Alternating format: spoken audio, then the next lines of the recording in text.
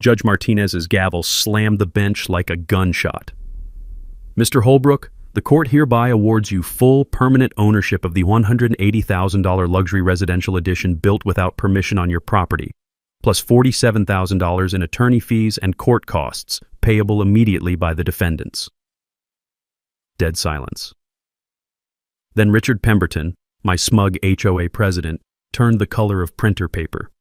His wife let out a choked sob when she realized their brand-new custom kitchen, the one with the $18,000 Italian marble island and the built-in Miele espresso bar, now legally belonged to the crazy old man they'd spent 8 months trying to bully out of the neighborhood.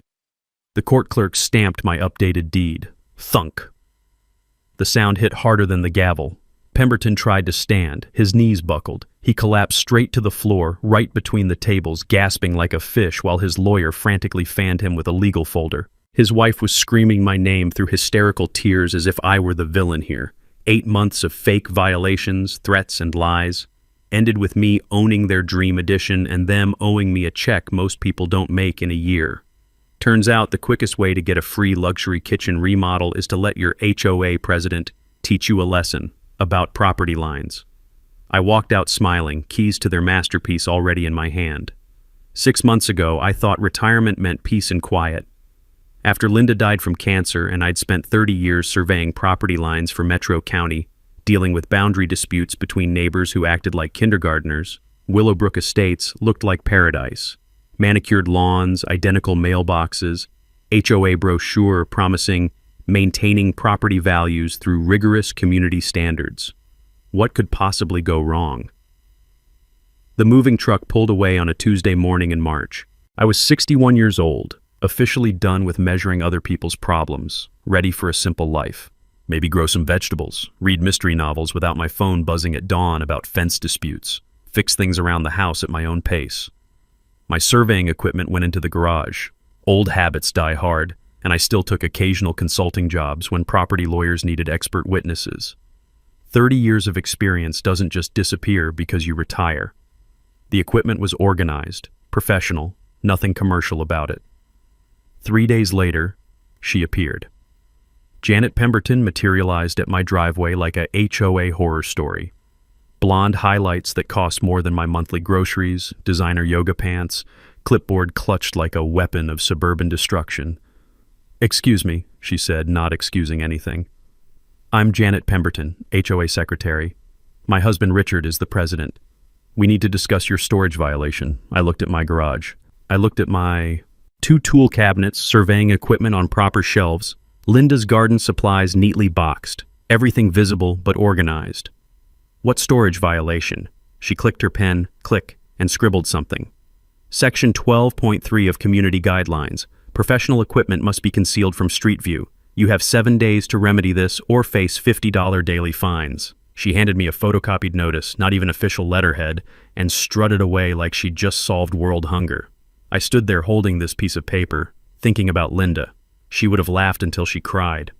"Marcus," she'd have said, "you moved to suburbia to escape property disputes and they started one in your driveway before you unpacked the dishes." That evening I walked the neighborhood to get oriented. Willowbrook Estates was built in 1987 on former farmland. I actually remembered when this area was surveyed for development. 43 houses, each on exactly 0. 23 acres according to the original subdivision plat, rolling hills, decent drainage, good sight lines for construction. Most neighbors seemed normal. The Washingtons next door were retired teachers who waved from their front porch. Across the street, Mike Rodriguez was a detective with Metro PD. We talked about his vegetable garden and swapped stories about dealing with difficult people, quiet folks who minded their own business. Then I met Richard Pemberton. His house dominated the corner lot, easily twice the size of mine, with elaborate landscaping that probably cost more than my annual pension. Richard answered the door wearing golf clothes that screamed, "I have money and want you to know it." "You must be our new neighbor." His handshake was too firm, too long, like a politician working a crowd. "Richard Pemberton, HOA president. Hope Janet explained our community standards. We work very hard to maintain property values here." She mentioned storage guidelines. "Exactly. See, Marcus, can I call you Marcus? We've built something special in Willowbrook. Property values up 18% over 5 years. But that only works if everyone follows the same rules, maintains the same standards. Behind him, I could see marble floors, furniture that belonged in a magazine, the kind of kitchen renovation that costs more than most people's cars. This wasn't a guy worried about $50 HOA dues or property values. This was about control. Makes sense, I said, keeping my voice neutral. Good, good. Now, I should mention, I'm expanding my entertainment area this summer, adding a covered patio with full outdoor kitchen. City approved it. HOA unanimously approved it. Very exciting project. He gestured toward his backyard with obvious pride. Might be some construction noise, but it'll add significant value to the whole neighborhood. No problem. I like seeing people improve their properties. That smile got wider, more predatory. I knew you'd understand. Most folks around here appreciate progress. It's only the difficult residents who cause problems. Walking home, I replayed that conversation. Something felt off about the way he emphasized city approved and HOA approved. In 30 years of surveying, I'd learned that people only over-explain permits when they're worried about something. Plus that comment about difficult residents. Was that a warning? But I was retired. Not my problem. Live and let live. I spent the weekend reorganizing my garage, moving surveying equipment to a back corner where it wasn't visible from the street. Technically compliant with their ridiculous rule. The violation notice disappeared from my mailbox Monday morning. No acknowledgement, no thank you, just gone. 2 weeks later, I was settling into retirement routine. Morning coffee, afternoon walks, evening reading. Quiet suburban life, exactly what I'd wanted after decades of chaos. That's when I decided to plant tomatoes in my backyard. That decision changed absolutely everything. Saturday morning, April 15th. Perfect weather for starting my garden. I'd already sketched out where the tomatoes would go, southeast corner of my backyard where they'd get full morning sun. Linda always said I was obsessive about planning, but 30 years of surveying teaches you to measure twice, dig once. I grabbed my old measuring tape and headed outside to stake out the garden plot. That's when I heard the machinery. Beep, beep, beep. An excavator was backing up somewhere close, engine rumbling like thunder. I figured someone was putting in a pool or expanding their driveway. Willowbrook Estates was full of home improvement projects. I walked toward the back fence to avoid the noise and started measuring my garden space. 20 feet from the house, 10 feet wide, perfect rectangle. I was hammering in the first stake when I realized the excavator sounds were coming from directly behind me. That's impossible, I thought. Behind me was just my backyard and then the property line. I walked to my back fence and looked over. What I saw made my blood pressure spike about 40 points. A construction crew was digging a foundation. Not just digging, but actively pouring concrete footings for what looked like a major addition. The excavator was parked squarely in what should have been my backyard, chewing up earth that belonged to me. "Hey!" I called to the foreman. "Excuse me." He looked up from his clipboard, pulled out one earbud. "Yeah? Whose property are you working on?" "Pemberton job. Adding a covered patio and outdoor kitchen." He gestured to a set of plans rolled up on his truck. "You got a problem?" I did some quick visual measurements. The concrete truck was sitting at least 8 feet past where the property line should be, maybe 10 feet. The excavator had dug the foundation hole completely onto my side of the boundary. "Can I see those plans?"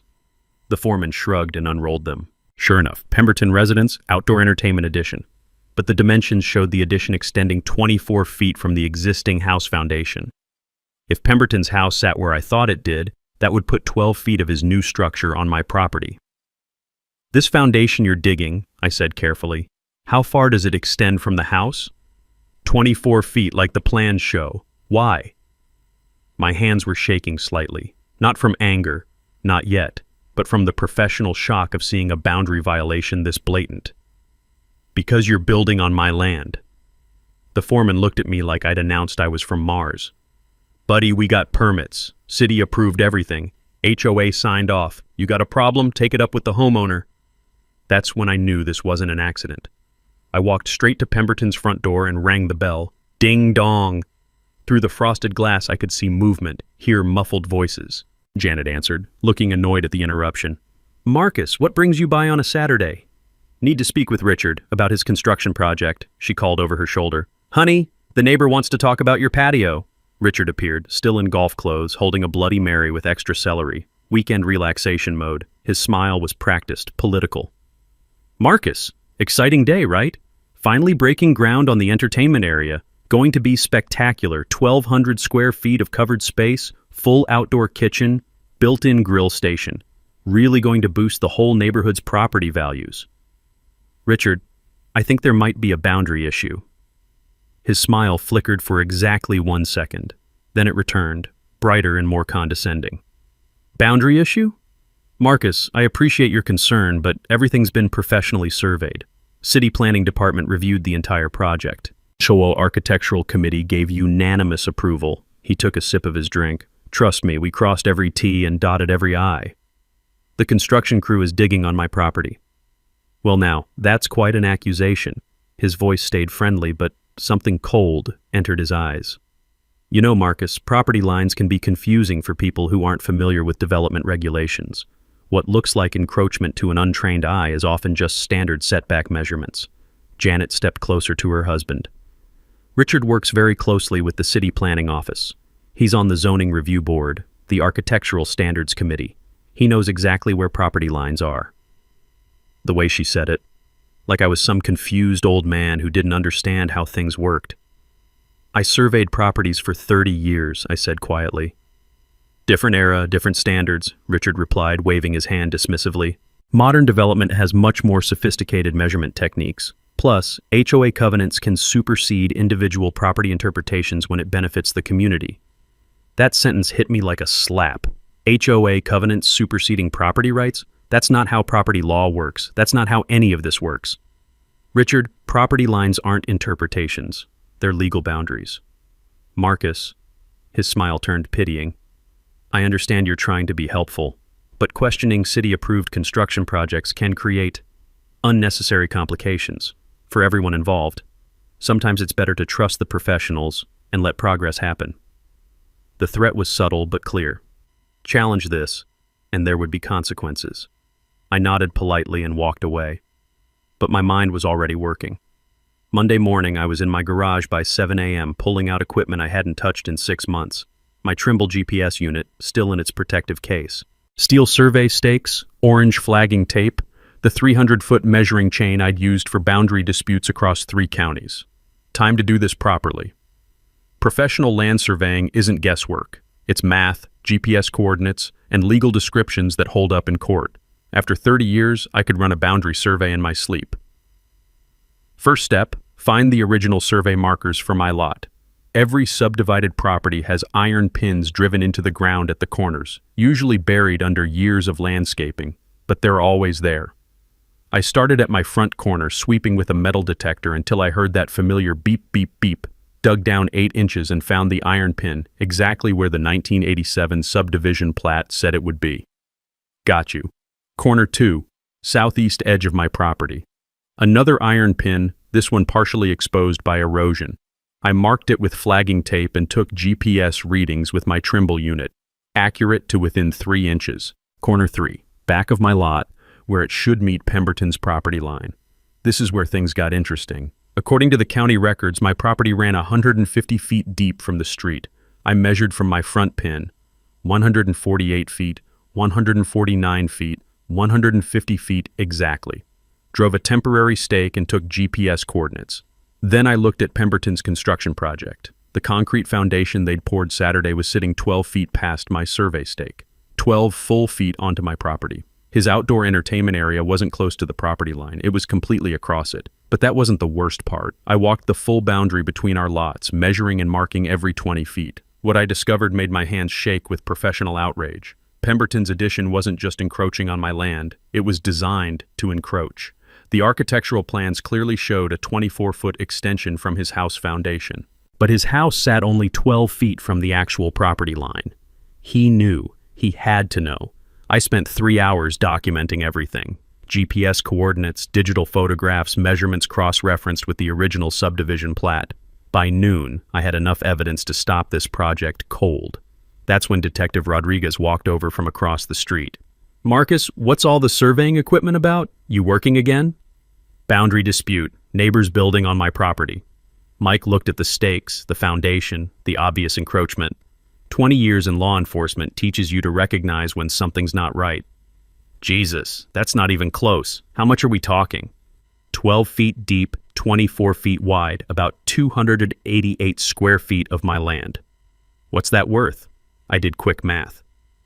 Property values in Willowbrook ran about $180 per square foot for developed land, around $50,000. Before you factor in the structure they're building on it, Mike whistled low. That's felony-level theft if it's intentional. Oh, it's intentional. You talked to Pemberton yet? Saturday, he claims city approval supersedes property lines. That's bullshit and he knows it. Mike studied the survey stakes, then the foundation. Marcus, I can't officially get involved in a civil property dispute, but unofficially, document everything. And I mean everything. Guys like Pemberton count on people being too intimidated to fight back. That afternoon, I compiled my survey results into a formal report. GPS coordinates, boundary calculations, photographic evidence, references to the original subdivision plat recorded with Metro County in 1987. 15 pages of data that would hold up in any courtroom. Then I walked to my computer and started researching property law. Specifically, what happens when someone builds permanent improvements on land they don't own. What I found made me smile for the first time in days. Turns out, when you build on someone else's property, you don't just owe them damages. Under certain circumstances, you might accidentally give them the entire structure. Time to educate Mr. Pemberton about accession law. Tuesday morning, I found 3 different violation notices taped to my front door. Not slipped into the mailbox like normal HOA correspondence, taped directly to the door where everyone could see them. Public humiliation tactics. Notice number 1. Unauthorized surveying equipment visible from street view. $50 daily, fine effective immediately. Notice no. 2. Unapproved landscaping modification. Survey stakes constitute temporary structures requiring architectural approval. $75 daily fine. Notice number 3. Harassment of approved construction crews. Cease and desist all interference with community improvement projects. $100 daily fine until compliance verified. I stood there reading these notices, doing the math. $225 per day in fines for documenting that my neighbor was stealing my land. The irony was so thick you could pour it on pancakes. The phone rang as I walked inside. Unknown number, but I answered anyway. Mr. Holbrook, this is David Tatum from Pemberton Development Group. Mr. Pemberton asked me to give you a call about your concerns regarding the Willowbrook construction project. Pemberton Development Group. So Richard wasn't just HOA president, he was running construction projects through his own company, using HOA approval to rubber stamp his own development work. The corruption was deeper than I'd thought. What can I do for you, Mr. Tatum? Well, Mr. Pemberton wanted to address this situation before it gets out of hand. He understands you have questions about property boundaries, and he's prepared to be very reasonable. He could offer a small adjustment to the project scope, maybe pull the foundation back a couple feet, in exchange for your cooperation going forward. Cooperation with what? Withdrawing any formal complaints, removing the survey equipment, allowing the project to proceed without further documentation. Mr. Pemberton values neighborhood harmony. He's even prepared to waive those HOA fines as a gesture of good faith. I let that sink in. Pemberton was offering to pull back a couple of feet from property he'd stolen 12 feet of, like a bank robber offering to return half the money. Mr. Tatum, your client is building on my land without permission. That's not a negotiation. It's theft. Long pause. Mr. Holbrook, I think you might be misunderstanding the legal situation here. Mr. Pemberton has city permits, HOA approval, and professional surveyor certification for this project. Challenging legitimate construction could expose you to significant liability. Liability for what? Interference with permitted construction, defamation of a licensed contractor, frivolous boundary claims. The legal fees alone could be substantial, especially for someone on a fixed retirement income. The threat couldn't have been clearer: back down or get buried in legal costs. I'll consider your offer, I said, and hung up. 20 minutes later, Janet Pemberton knocked on my door. This time she brought backup, 2 other women I recognized from neighborhood walks but had never met. Marcus, we need to talk. Janet's clipboard was out, pen poised for battle. The HOA board has received multiple complaints about your disruptive behavior. Disruptive behavior? The woman to her left stepped forward. Susan Walsh from Maple Street. You've been harassing construction workers, interfering with an approved community improvement project. People are concerned about property values. The third woman nodded vigorously. Lisa Tatum from Oak Lane. My husband had to take personal time from work to address your frivolous complaints. This affects the whole community. Wait. Lisa Tatum. David Tatum. This was getting incestuous fast. Ladies, I'm documenting a boundary violation. You're creating drama where none exists, Janet interrupted. Richard has bent over backwards to accommodate your concerns. He offered to modify the project, waive your fines, even include you in the planning process going forward, but you seem determined to cause problems. Susan Walsh pulled out her phone and started recording. Are you refusing to cooperate with the HOA board's reasonable resolution attempts? Are you recording this conversation? Community meetings are subject to documentation per HOA bylaws, Lisa Tatum said, reading from her own phone. Your refusal to engage constructively is being noted for the record. I realized what was happening. They were building a case for escalated enforcement action, recording my uncooperative behavior to justify whatever came next. I need to speak with an attorney before any further discussions, I said. Janet's smile turned predatory. That's certainly your right, though I should mention that HOA liens for unpaid fines can accumulate very quickly. We're currently at $450 in outstanding violations plus $50 daily compounding. By Friday, you'll owe over $800. At 30 days, we're authorized to begin foreclosure proceedings. Foreclosure? Standard HOA enforcement. When residents refuse to comply with community standards and accumulate significant fine debt, the association has legal authority to place liens and, if necessary, foreclose to recover costs. She flipped through her clipboard. It's all clearly outlined in the covenants you signed when you purchased your home. I felt my chest tighten. I'd bought this house to enjoy retirement, and 3 weeks later they were threatening foreclosure over fines for documenting theft. The easiest solution, Susan Walsh said, still recording, is simple cooperation. Remove the survey equipment, stop interfering with approved construction, accept Mr. Pemberton's generous boundary adjustment offer. This all goes away.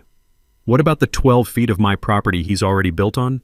Alleged boundary discrepancy, Lisa Tatum corrected, unsubstantiated by any city-approved surveyor.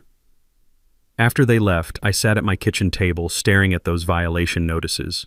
In 3 days, Pemberton had escalated from friendly dismissal to legal threats to foreclosure proceedings. The message was clear: accept the theft or lose my house. That's when I called Sarah Tatum. No relation to David or Lisa Tatum, thankfully.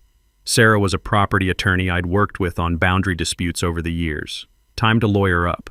Because if Pemberton wanted to play hardball, he'd just challenge someone with 30 years of experience playing for keeps. Sarah Tatum's law office was a converted Victorian house downtown, all hardwood floors and legal books that actually got used. I'd worked with Sarah on boundary disputes for 15 years. She was sharp, thorough, and had zero tolerance for HOA bullying. Marcus, this is fascinating. She spread my survey documentation across her conference table. 12 feet of encroachment, documented with GPS coordinates, cross-referenced with the original subdivision plat. This is textbook boundary violation. The question is, what can we do about it? Several options. Injunctive relief to stop construction, lawsuit for trespass and damages, or... She paused, studying the survey measurements. Something more interesting. More interesting how? Tell me about the construction timeline. How much have they built so far? Concrete foundation. Framing starts Monday. They're moving fast. Sarah pulled a thick legal book from her shelf, flipped to a bookmarked section. Texas Property Code, Section 23102. When someone builds permanent improvements on another person's land without permission, the landowner can elect to keep the improvements and pay their value or force the builder to remove them. I can keep his addition? Potentially, but there's an even better option under accession law. If the improvements are substantial and removing them would cause economic waste, courts can award ownership of the improvements to the landowner without compensation to the builder. I felt something shift in my chest. You mean he builds me a free addition and gets nothing? If we play this right, exactly that. But timing is crucial. The more he builds, the stronger our case becomes. That afternoon, I watched Pemberton's construction crew frame the addition. 24 feet by 18 feet of premium lumber, engineered to support a heavy roof. They were building quality work, on my land. Around 5 p.m., my doorbell rang. Richard Pemberton stood there alone, golf clothes replaced by an expensive business suit. His friendly mask was gone. "Marcus, we need to resolve this situation immediately." "I'm listening." "You're harassing my contractors, filing frivolous surveys, creating legal complications for a legitimate construction project. It stops now. Your project is 12 feet onto my property. According to an outdated survey by someone who hasn't worked professionally in 6 months. His voice was getting louder. "I have city approval, HOA approval, and a current surveyor's certificate. Your amateur measurements don't trump official permits. Those permits are based on false information about the property boundaries." "Prove it." He stepped closer, using his height to loom over me. "Take me to court. Spend your retirement savings on legal fees fighting the city planning department, the HOA board, and a licensed development company. See how that works out for a bitter old man with too much time on his hands." The mask was completely off now. This was the real Richard Pemberton, not the friendly neighbor, but the bully who'd been running Willowbrook Estates like his personal kingdom. "Richard, I documented everything. GPS coordinates, photographic evidence, cross-reference measurements. Any court will see a disgruntled retiree harassing his neighbors over imaginary boundary disputes." He pulled out his phone, showed me a video. It was me measuring property lines, talking to his construction crew, looking frustrated and argumentative. Uploaded to the neighborhood social media group 2 hours ago. "Difficult neighbor disrupting community improvement project." Already got 47 comments supporting my position. I watched the video, cleverly edited to make me look unreasonable, confrontational. Comments rolling in. Some people just want to cause drama. The HOA should fine him for harassment. Property values suffer when residents act like this. "You posted this without my permission. Public property, public street, First Amendment." His smile was vicious now. "Marcus, you're fighting a war you can't win. I have connections at City Hall, 15 years on the HOA board, and legal resources you can't match. Walk away now, accept my generous boundary adjustment offer, and this ends quietly. Keep fighting, and I'll bury you in paperwork and legal fees until you're broke." He walked away, but turned back at the driveway. "Oh, and Marcus? Those HOA fines are now at $1,200, compounding daily. At $50,000 in unpaid violations, we're legally authorized to foreclose. Might want to consider how long you can afford your principals." That evening, I called Mike Rodriguez. 20 years in law enforcement, he understood escalation patterns. "Marcus, this guy's following the classic bully playbook. Isolation, financial pressure, reputation damage, escalating consequences. Question is, what's his end game? Keep my property, I guess." "No, think bigger. If he's running development projects through his own company and using HOA authority to approve them, this isn't about one addition. This is about a business model." Mike was right. I pulled up the Metro County permit database online, searched for Pemberton Development Group. What I found made my stomach drop. 17 different projects in the last 5 years, all in HOA-managed communities, all with Richard Pemberton on the Architectural Review Board or in HOA leadership. Pool installations, home additions, landscaping projects, millions of dollars in development work, all pre-approved by HOAs that Pemberton controlled. "Mike, I think I stumbled into something bigger than a property dispute." "How much bigger?" "Systematic corruption. He's using HOA positions to funnel development contracts to his own company. That's fraud. Multiple counts, potentially federal if he's crossing state lines or using mail systems." The next morning, I found a new surprise in my mailbox. Not an HOA violation, a cease and desist letter from Pemberton Development Group's attorney demanding I stop defamatory statements about their business practices and threatening a lawsuit for tortious interference with contract. But here's what Richard Pemberton didn't know about retired county surveyors. We're stubborn, we document everything, and we have really good relationships with investigative journalists. Time to make some phone calls. Amy Walsh from the Metro Herald had covered HOA corruption stories before. 3 Pulitzer nominations for investigative journalism, and a personal hatred of petty tyrants with clipboards. When I called her Thursday morning, she was interested immediately. Property theft through HOA manipulation? Marcus, this is exactly the kind of story that goes viral. Can you prove the boundary violation? GPS coordinates, original survey plats, photographic documentation. Plus, I found 17 other Pemberton development projects, all in communities where Richard sits on the HOA board. Holy shit, this isn't just theft, it's systemic fraud. We met Friday afternoon at a coffee shop downtown. I brought my entire evidence folder. Survey reports, permit applications with false boundary descriptions, the cease and desist letter, screenshots of Pemberton's social media posts attacking me. Amy's eyes got wider with each document. Marcus, this is incredible. Look at this pattern. He gets elected to HOA leadership, changes architectural guidelines to favor his projects, then uses his development company to capitalize on the changes. That's criminal conspiracy. Can you publish it? Can I publish it? Marcus, this story writes itself. HOA president steals neighbor's land for personal development project. It's got everything: corruption, bullying, David versus Goliath. Social media will eat this up. The article went live Sunday morning with the headline, HOA president built luxury addition on neighbor's property, then threatened foreclosure when caught. Amy had done her homework.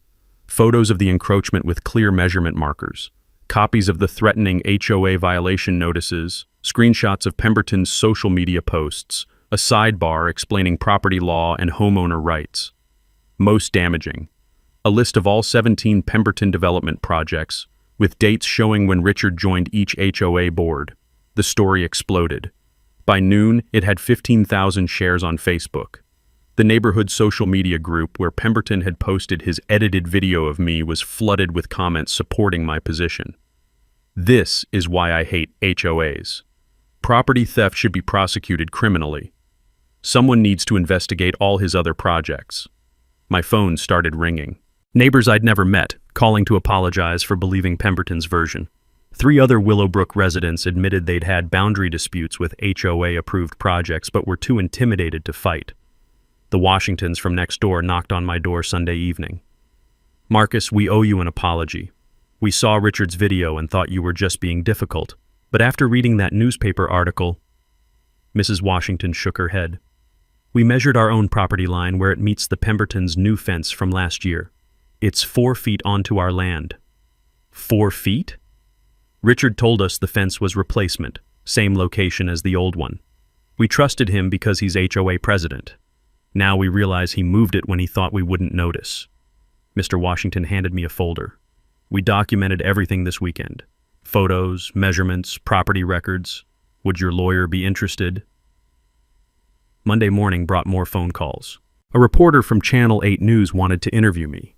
The Metro County District Attorney's Office had received multiple complaints about Pemberton Development Group and was reviewing the matter. A private investigator working for other HOA fraud victims wanted to compare notes, but the best call came from Detective Rodriguez. Marcus, you need to see this. 3 more homeowners contacted our fraud division over the weekend. All Pemberton development projects, all involving HOA-approved encroachments. The DA's opening a criminal investigation. Criminal charges? Wire fraud, conspiracy, theft by conversion.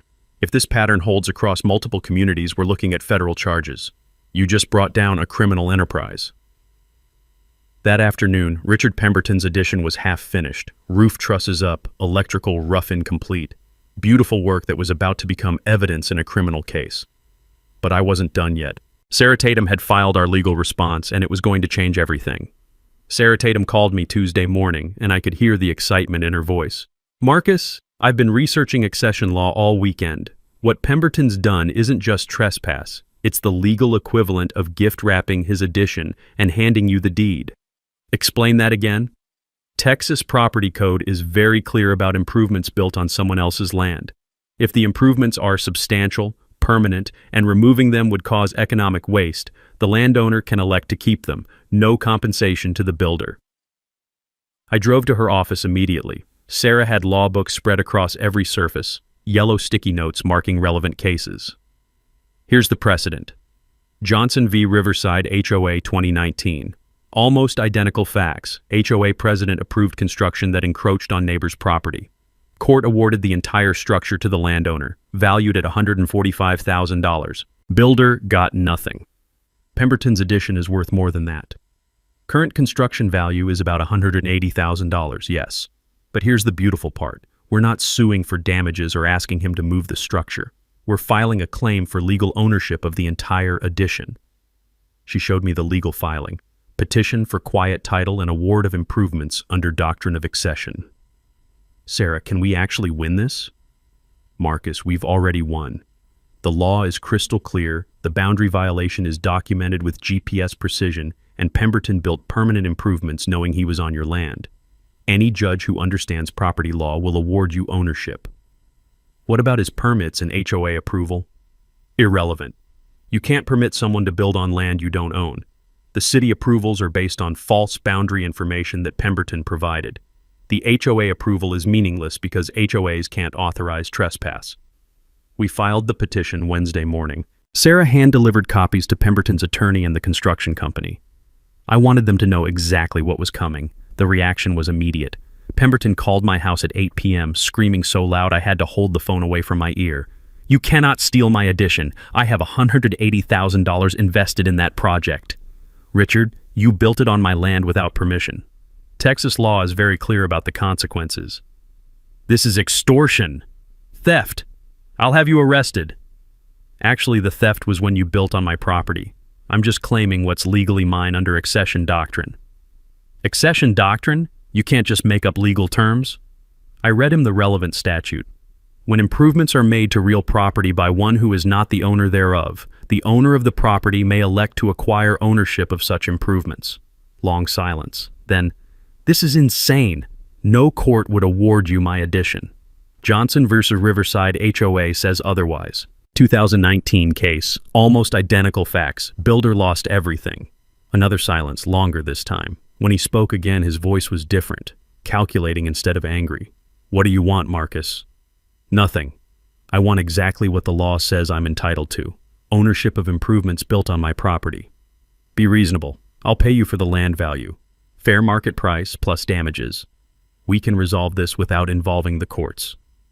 "Richard, you spent months threatening me with foreclosure, calling me mentally unstable, posting videos to humiliate me. You had multiple opportunities to resolve this reasonably. Now we do this the legal way." Thursday morning, I watched his construction crew standing around looking confused. No work was happening. The project was dead in the water while lawyers sorted out who owned what. Janet Pemberton showed up at my door around noon, tears in her eyes. "Marcus, please. That addition is our retirement dream. We've saved for 5 years to afford it. Richard made a mistake with the property lines, but we can fix this." "Janet, your husband didn't make a mistake. He deliberately built on my land, then tried to bully me into accepting it. This is the consequence. But the legal fees alone will bankrupt us. Richard's development company is already under criminal investigation. If we lose the addition too..." I felt a moment of sympathy. Janet wasn't the villain here. She'd just married one. "Janet, I'm sorry this affects you, but I didn't create this situation. What if we deed you equivalent land from our backyard? Same square footage, fair trade? Your backyard isn't worth $180,000 in construction improvements." She left crying. Friday afternoon, Detective Rodriguez called with an update on the criminal investigation. "Marcus, Pemberton Development Group has been running this scam for at least 7 years. Systematic fraud across multiple communities. The DA is preparing charges on 16 separate cases of theft by conversion." What does that mean for my case? Means Pemberton's going to be too busy avoiding prison to fight your property claim. His lawyer called the DA's office asking about plea bargains. Man's looking at 5 to 10 years if this goes to trial. Saturday morning, I walked into my backyard and looked at Pemberton's half-finished addition sitting on my land. Beautiful craftsmanship, premium materials, professional work. In 2 weeks, I'd gone from planting tomatoes to potentially owning a $180,000 luxury addition. Sometimes the best revenge is just letting people finish digging their own graves. The hearing was scheduled for Tuesday, November 7th at 9 a.m. in Judge Martinez's courtroom. Sarah Tatum had warned me that accession cases usually took months to resolve, but the criminal investigation into Pemberton Development Group had fast-tracked everything. The DA's office wanted civil matters settled before criminal proceedings began. I arrived early, carrying a banker's box full of evidence. Survey reports, GPS coordinates, original subdivision plats, photographs documenting the encroachment. 30 years of professional surveying had taught me that cases are won with documentation, not drama. Pemberton's legal team filled an entire row, 3 attorneys in expensive suits, briefcases that probably cost more than my monthly pension. David Tatum, the lawyer who'd originally threatened me, looked like he'd aged 5 years and 2 months. The criminal investigation was taking its toll. Richard and Janet Pemberton sat behind their attorneys. Richard wore his most expensive suit, the one he'd worn to city council meetings when lobbying for development approvals. But his usual confident swagger was gone. The man who'd threatened to foreclose on my house looked like he hadn't slept in weeks. Judge Martinez called the court to order at exactly 9 a.m. Case number 2024 CV 3847, Holbrook v. Pemberton, petition for quiet title and award of improvements under doctrine of accession. Sarah Tatum stood to present our case. She'd prepared a visual presentation, aerial photographs of the properties, survey overlays showing the exact encroachment, timeline of construction activities. Your Honor, this is a straightforward application of Texas Property Code Section 23.102. The defendant built permanent improvements on plaintiff's property without permission, knowing the construction violated established boundary lines. She clicked to the first exhibit, my professional survey with GPS coordinates. Mr. Holbrook is a retired county surveyor with 30 years of experience. His boundary documentation shows defendant's addition extends 12 feet onto plaintiff's property, encompassing 288 square feet of land valued at approximately $50,000. David Tatum objected. Your Honor, plaintiff's survey is informal and conducted without proper certification. Overruled. Mr. Holbrook's credentials speak for themselves. Sarah continued. The defendant had multiple opportunities to verify boundaries before construction. Instead, he provided false information to the city planning department, claiming the addition would be built entirely on his own property. She displayed copies of Pemberton's permit applications, highlighting the incorrect property descriptions. Furthermore, defendant used his position as HOA president to approve his own construction project, creating a conflict of interest that enabled this violation. Judge Martinez studied the documents. Mr. Tatum, how does your client respond to these boundary measurements? David Tatum looked uncomfortable. Your Honor, my client relied on city-approved permits and professional contractor assessments. Any boundary discrepancy was unintentional. Mr. Tatum. The judge's voice carried a warning. Are you arguing that your client accidentally built 12 feet onto his neighbor's property? We're arguing that modern development practices and municipal approval processes supersede individual property interpretations. Mr. Tatum, stop. Judge Martinez removed his glasses. Property lines aren't interpretations. They're legal boundaries established by recorded survey. Either your client built on his own land or he didn't. Which is it? Long pause. Your Honor, we acknowledge there may be minor boundary discrepancies, but defendant invested $180,000 in good faith improvements. Awarding the entire structure to plaintiff would constitute unjust enrichment. Objection. Sarah Tatum was on her feet. Texas precedent is clear on this point. Johnson vs. Riverside HOA 2019. When improvements are built on another's land without permission, unjust enrichment applies to the builder, not the landowner. The judge nodded. I'm familiar with Johnson. Similar facts, clear precedent. David Tatum tried again. Your Honor, defendant is willing to compensate plaintiff for land value plus reasonable damages. We propose a settlement of $75,000 to resolve this matter equitably. Mr. Tatum, your client had months to propose equitable settlements. Instead, he threatened foreclosure proceedings against the plaintiff for documenting the violation. This court will apply the law as written. I watched Richard Pemberton's face turn pale. His attorney was throwing Hail Mary passes, but Judge Martinez clearly understood the legal issues. Sarah Tatum presented our final argument. Your Honor, Texas Property Code Section 23.102 states that when permanent improvements are made on another's land, the landowner may elect to acquire ownership of such improvements. The statute exists specifically to prevent situations like this, where builders attempt to strong-arm landowners into accepting encroachments. The improvements in question are substantial, $180,000 in construction value. Removing them would constitute economic waste. Defendant built with full knowledge of the boundary violation, as evidenced by his attempts to intimidate plaintiff into accepting the encroachment. She paused for effect.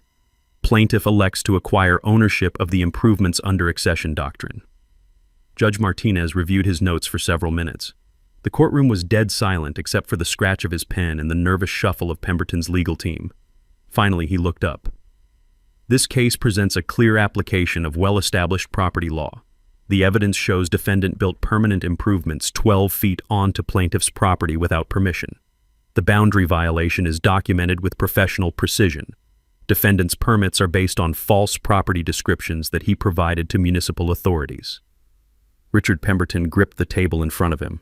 Furthermore, defendant's conduct after the violation was discovered, threatening foreclosure, filing frivolous HOA violations, attempting to intimidate plaintiff into accepting the encroachment, demonstrates willful disregard for property rights.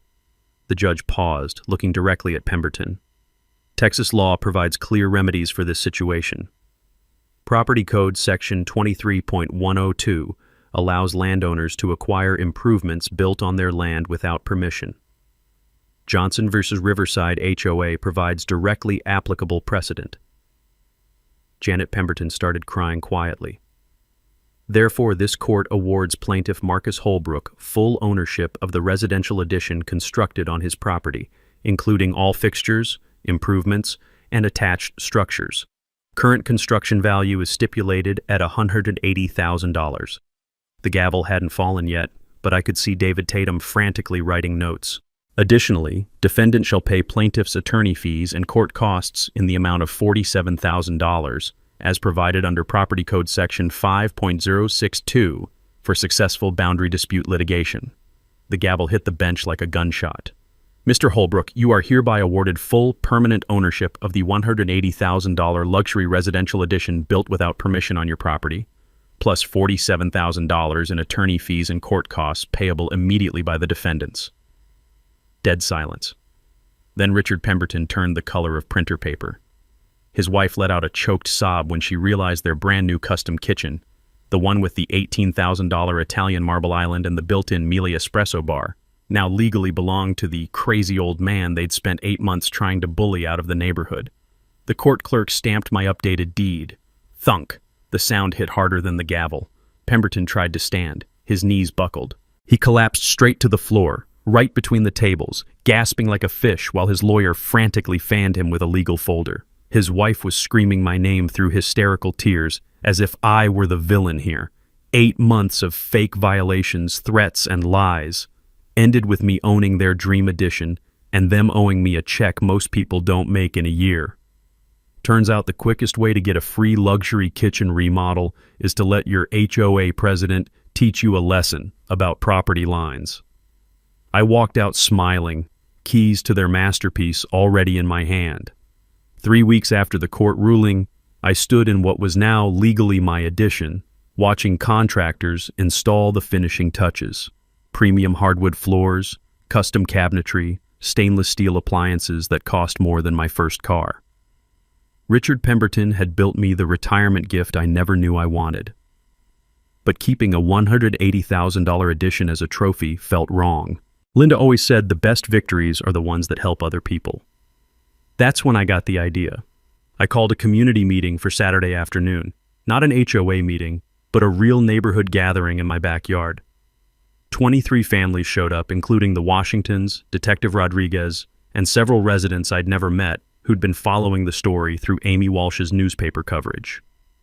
Folks, I want to talk about what we do with this addition. I gestured to the completed structure behind me. It's beautiful work, professionally built, and it's sitting on my property whether I wanted it or not.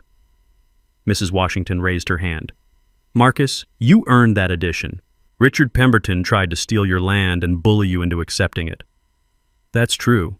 But here's the thing. I'm 61 years old, living alone in a 3-bedroom house. I don't need a luxury outdoor kitchen with a $15,000 wine refrigerator. Mike Rodriguez leaned forward. What are you thinking? Community meeting space. Willowbrook Estates has 43 families and no common area except the HOA president's living room. We could use this for neighborhood gatherings, holiday parties, emergency meetings during power outages. The response was immediate and enthusiastic. Lisa Tatum, no relation to Pemberton's lawyer, volunteered to coordinate a holiday potluck. The Washingtons offered to maintain the landscaping. 3 families with teenagers suggested using the space for graduation parties. There's more. I pulled out a folder Sarah Tatum had helped me prepare. The court awarded me $47,000 in attorney fees from Pemberton. I don't need that money either. I explained my idea. The Willowbrook Estates Educational Fund. Local high school students pursuing careers in surveying, engineering, or law could apply for scholarships funded by the settlement money. The first $47,000 would be seed money, but we could fundraise for additional awards. Richard Pemberton tried to use his HOA position to steal land and intimidate neighbors. Let's turn his legal fees into something that actually helps young people build better futures. The vote was unanimous. By December, the transformation was remarkable. The addition had become the heart of neighborhood life. We'd hosted 3 community meetings, a Thanksgiving potluck for 37 people, and planning sessions for next year's 4th of July block party. The outdoor kitchen got regular use, families borrowing the space for birthday celebrations, weekend barbecues, even a wedding anniversary party. The scholarship fund was growing too.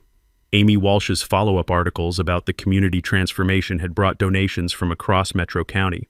Local businesses contributed gift cards for fundraising raffles. The first scholarship awards would go out in spring, $5,000 each for 3 students.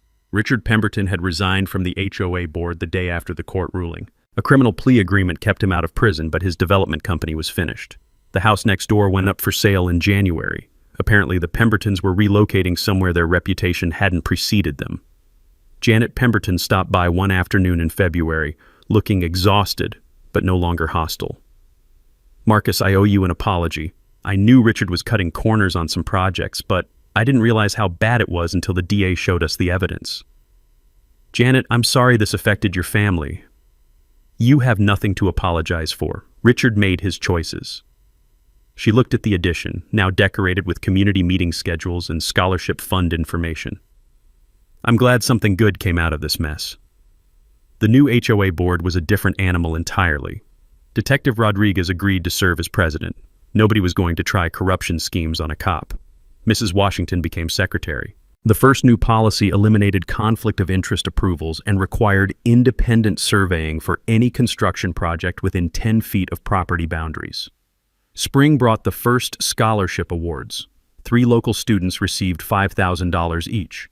Maria Santos, planning to study civil engineering, James Kim, accepted to law school, and Ashley Rodriguez, Mike's daughter, pursuing a degree in environmental science.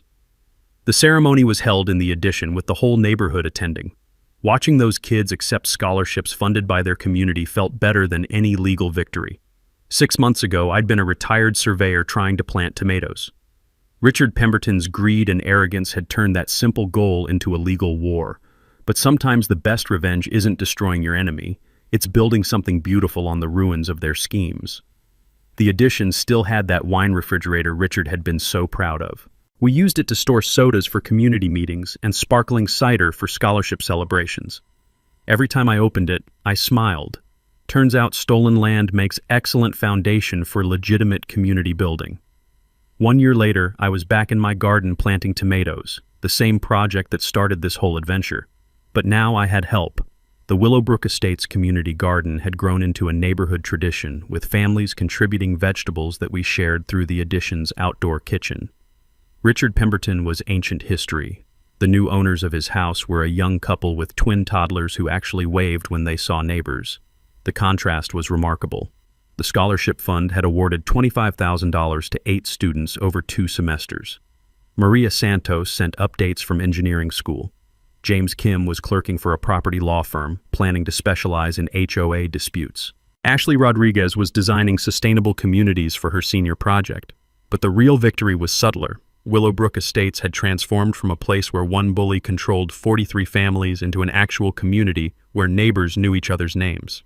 The addition hosted something almost every weekend: birthday parties, game nights, planning meetings for the annual block party.